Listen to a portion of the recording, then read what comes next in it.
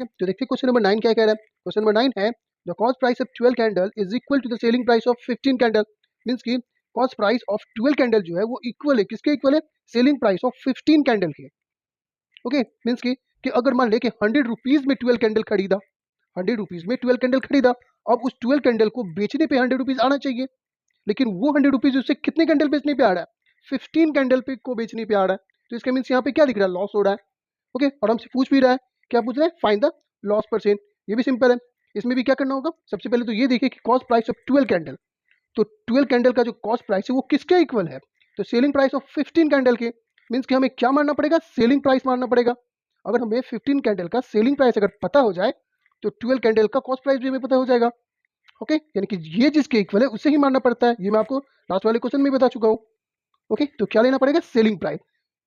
चलिए करते हैं इसे भी सॉल्व, सिंपल है। लिखते हैं लेट, क्या मानना पड़ेगा? Selling price of one candle be x, यानी कि एक कैंडल का जो सेलिंग प्राइस वो हमने क्या मान लिया? एक्स मान लिया। ओके, तो selling price of 15 candles. Okay, SP of 15 candle कितना हो जाएगा? तो एक कैंडल का अगर एक्स है तो 15 कैंडल का कितना हो जाएगा? 15 into x is equal to 15x हो जाएगा। ओके, तो selling price of one candle अगर एक्स है तो सेलिंग प्राइस ऑफ 15 कैंडल कितना हो जाएगा? 15x हो जाएगा। अब अकॉर्डिंग टू क्वेश्चन क्या बोल रहा है कि CP of 12 candle, okay, CP of 12 candles is equal to selling price of 15 candle. Okay, आई बात समझ में? क्वेश्चन में क्या था कि सीपी ऑफ 12 कैंडल किसके बराबर है? एसपी ऑफ 15 कैंडल के बराबर है।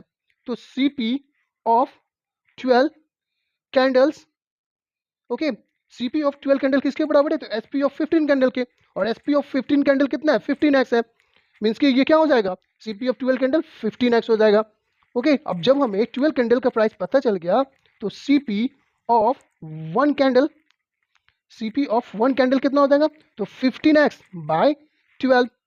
ओके, ये हो गया। ये सीपी ऑफ वन कैंडल का भी प्राइस हमें पता चल गया और एसपी ऑफ वन कैंडल भी पता है। तो यहाँ पे क्या हो रहा है? लॉस हो रहा है।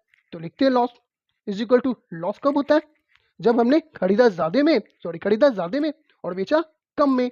तो यानी कि सीपी माइनस एसपी हो जाएगा। तो सीपी क्या है? वन कैंडल का, ये 15x बाई 12 है, और माइनस एसपी कितना है? x है, तो x बाय 1 हो जाएगा इज इक्वल टू, अब 12 और 1 का हम क्या करेंगे? एलसीएम लेंगे तो 12 ही आएगा। ओके, तो ये इससे मल्टीप्लाई करेंगे तो 15x माइनस ये कितना हो जाएगा? 12x। ओके, अब इसमें से इसको माइनस कर देंगे तो 15 में से 12 गए तो कितना बचेगा? 3x is equal to 12। ये क्या हो गया? लॉस हो गया, यानी कि 3x बाई 12 लॉस हो गया। हमें क्या फाइंड करना है? Loss percent. तो लॉस परसेंट का फॉर्मूला क्या आता है? जितना भी लॉस हो गया वो लॉस ऊपर लिखते हैं, और इसका कंपेयर किससे होता है? सीपी से, यानी खरीदा था जितने में उससे। तो सीपी क्या है? ये है। अभी तो फिलहाल सीपी लिखेंगे, फॉर्मूला ये।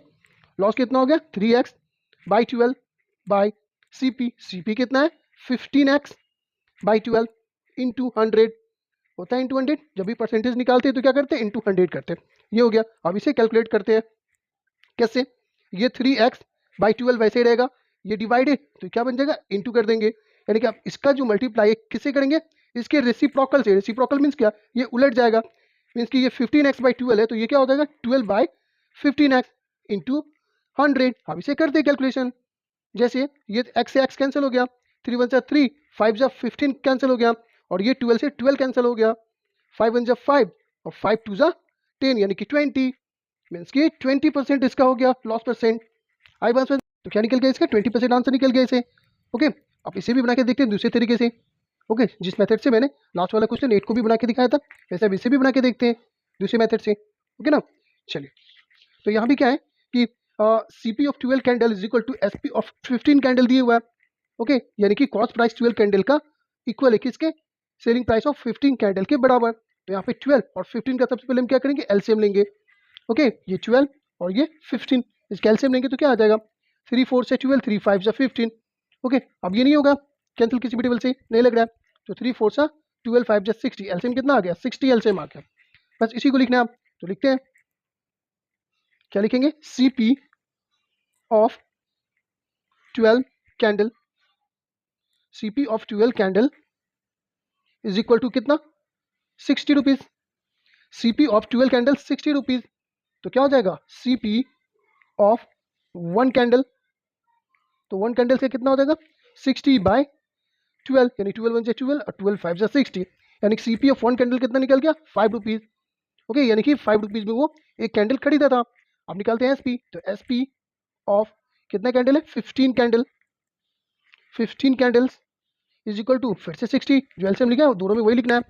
ओके ना, तो SP ऑफ 15 कैंडल कितना निकल गया 60 रुपीज, तो SP ऑफ 1 कैंडल कितना हो जाएगा 1 कैंडल इज इक्वल टू 60 अब बाय 15, तो 15 1 जा 15 4 जा 60, मीन्स कि बेचा कितने में एक कैंडल को 4 रुपीज में, 5 रुपीज में खरीदा और 4 रुपीज में बेचा, तो यहाँ पे क्या हो रहा है लॉस हो रहा है, और हमें लॉस परसेंट ही निकालना है। तो देखते हैं कितना लॉस हो रहा है, तो लॉस इज इक्वल टू क्या हो गया CP माइनस SP हो जाएगा, तो CP कितना है 5 और SP कितना है 4, तो कितना का लॉस हो गया 1 रुपीज का लॉस हो गया एक कैंडल पे।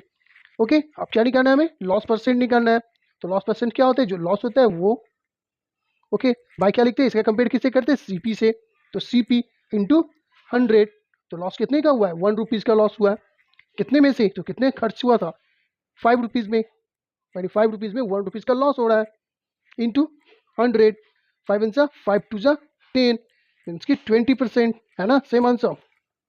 ओके, यहाँ भी 20% ही आया था और इसमें भी 20% आया, आई बात समझ में। तो ये दोनों तरीके से मैंने आपको बता दिया, आपको जिस तरीके से इजी लगे आप उस तरीके से इस क्वेश्चन को सॉल्व करेंगे, सिंपल क्वेश्चन है ना। आपको एक्स मान के बनाना है तो वैसे ही बना सकते हैं, या डायरेक्ट ऐसे बनाएंगे तो ऐसे ही बना सकते हैं, दोनों सही है, गलत नहीं होगा। ओके ना, चलिए नेक्स्ट क्वेश्चन देखते हैं फिर।